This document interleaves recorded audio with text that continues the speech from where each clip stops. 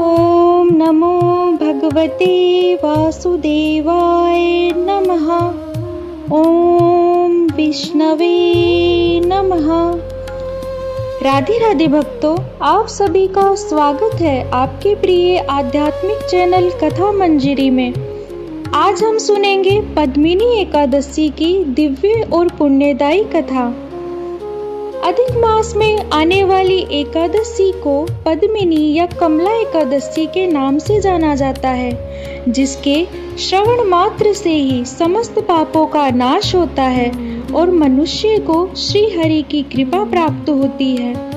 तो आइए श्रद्धा और प्रेम के साथ भगवान का स्मरण करते हुए भक्ति में लीन होकर इस दिव्य कथा का शुभारंभ करें।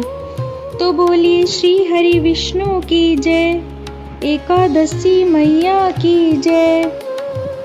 धर्मराज युधिष्ठिर कहने लगे, हे जनार्दन, आपने सभी कथाओं का विस्तार पूर्वक वर्णन कर मुझे सुनाया, अतः अब आप कृपा करके मुझे अधिक मास के शुक्ल पक्ष की एकादशी का क्या नाम है तथा उसकी विधि क्या है, सो हे प्रभु कृपया करके मुझसे कहिए।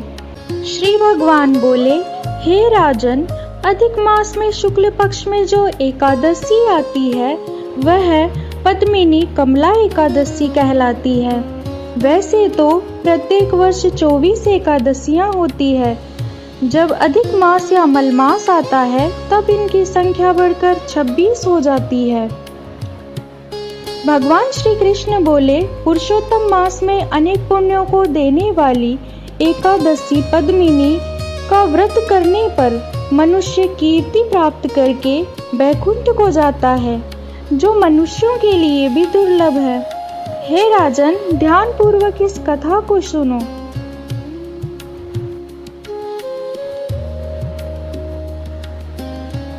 त्रेता युग में महिष्मती नाम के एक प्रतापी राजा थे, जिनका नाम कृतवीर्य था। उनकी हजारों रानियां थी, जिनमें पद्मिनी सबसे प्रमुख थी। राजा के पास अपार धन संपत्ति और सुख सुविधाएं थी, लेकिन उन्हें कोई संतान प्राप्त नहीं हुई। संतानहीनता के कारण राजा और रानियां हमेशा दुखी रहते थे। अपनी इस पीड़ा को दूर करने के लिए राजा अपना राजपाट छोड़कर वन में चले गए और हजारों वर्षों तक कठोर तपस्या की। कठोर तप के बावजूद उन्हें कोई फल नहीं मिला और राजा का शरीर केवल हड्डियों का ढांचा मात्र रह गया। जब राजा को कोई मार्ग नहीं दिखा, तब रानी पद्मिनी ने परम सती अनसुईया जी की शरण ली। सती अनसुईया ने रानी पद्मिनी को इसका समाधान बताते हुए अधिक मास के शुक्ल पक्ष की एकादशी का व्रत करने की विधि बताई। रानी पद्मिनी ने विधि विधान से देवी अनसुईया के द्वारा बताए गए नियमों का पालन करते हुए पद्मिनी एकादशी का व्रत रखा। इस व्रत के प्रभाव से भगवान विष्णु प्रसन्न हुए और रात्रि में रानी के स्वप्न में आकर वरदान मांगने को कहा। रानी ने भगवान विष्णु से प्रार्थना की कि हे प्रभु, आप मुझ पर प्रसन्न हैं तो मुझे वरदान न देकर मेरे पति राजा कृतवीर्य को अमर और पराक्रमी पुत्र होने का वरदान दे। भगवान विष्णु ने तथास्तु कहा।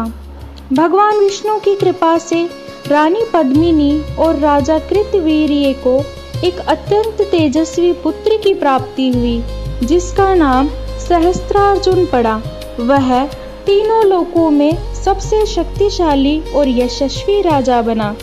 श्री कृष्ण ने युधिष्ठिर से कहा कि जो मनुष्य इस एकादशी का व्रत पूरी श्रद्धा और नियम से करता है, उसे सभी यज्ञों और तपस्या का फल प्राप्त होता है।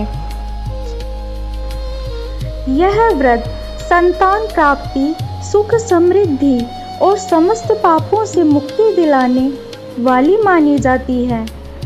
तो भक्तों, इस प्रकार पद्मिनी एकादशी व्रत कथा हमें यह सिखाती है कि सच्ची श्रद्धा, विश्वास और भक्ति से भगवान विष्णु स्वयं भक्तों की मनोकामना पूर्ण करते हैं। भगवान श्री हरि आप सभी की हर इच्छा पूर्ण करे और आप सभी का जीवन भी खुशियों से भरा रहे। यह कथा यहीं समाप्त होती है। अगर आपको यह कथा पसंद आई हो तो वीडियो को लाइक, शेयर और चैनल को सब्सक्राइब ज़रूर करें ताकि आपको ऐसी ही भक्ति से भरी दिव्य कथाएं मिलती रहे। राधे राधे।